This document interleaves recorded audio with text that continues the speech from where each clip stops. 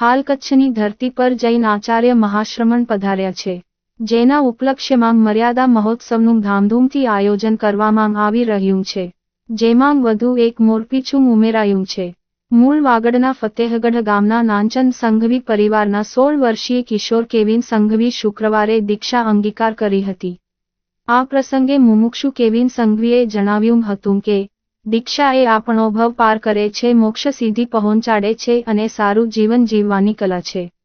મુનિશ્રી આચાર્ય ભગવંતોની પ્રેરણાથી વૈરાગ્ય ભાવ આવ્યો હોવાનું તેમણે જણાવ્યું હતું. આ અંગે મહેશ મહેતાએ જણાવ્યું હતું કે આચાર્ય મહાશ્રમણ કચ્છની ધરતી પર પધાર્યા છે. કેવિન સંઘવાના દીક્ષાને લઈને સમગ્ર તેરાપંથ ધર્મ સંઘ તેમજ સમગ્ર જૈન સમાજમાં ઉત્સાહ અને આનંદનો માહોલ છે. દીક્ષા પૂર્વે કેવિન સંઘવીની શોભાયાત્રા ગલનગર સ્થિત તેમના નિવાસસ્થાનેથી નીકળી હતી અને શહેરના માર્ગો પર શોભાયાત્રાએ આકર્ષણ જમાવ્યું હતું, જેમાં જનમેદનીનો સૈલાબ ઉમટ્યો હતો.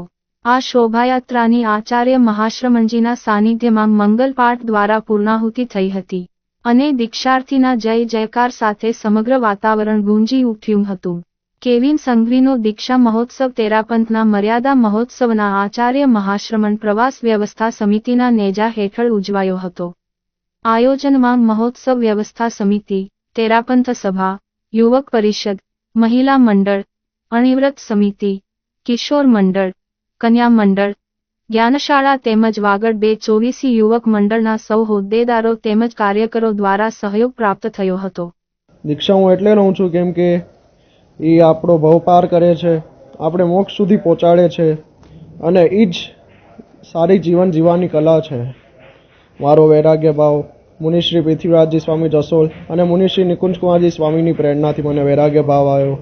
તેથી જ હું કાલે દીક્ષા લઉં છું અને મારી પણ મનની એ જ ઈચ્છા હતી કે હું પણ આવી રીતના દીક્ષા લઉં અને એક સારું જીવન જીવું.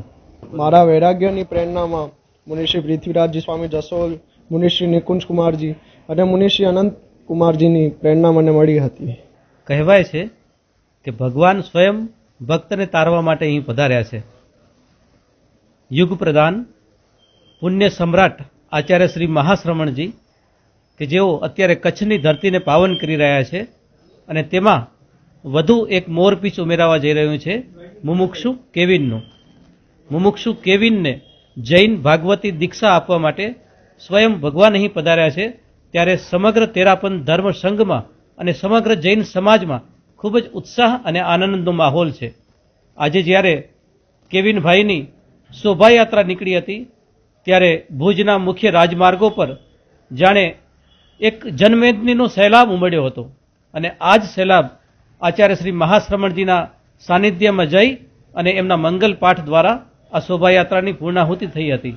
આવતીકાલે સવારના શુભ મુહૂર્તે કેવલભાઈ જૈન ભાગવતી દીક્ષા આચાર્ય મહાશ્રમણજીના સાનિધ્યમાં તેમના શ્રીમુખે અને ચતુર્વિધ ધર્મસંઘની હાજરીમાં જ્યારે દીક્ષા લેશે ત્યારે દીક્ષાર્થી અમર રહો, દીક્ષાર્થીનો જય જયકાર એવા જયઘોષ સાથે સમગ્ર વાતાવરણ ગુંજાયમાન થશે. એનો એ એક આહલાદ વાતાવરણ આપણે સૌ નજરે નિહાળશું.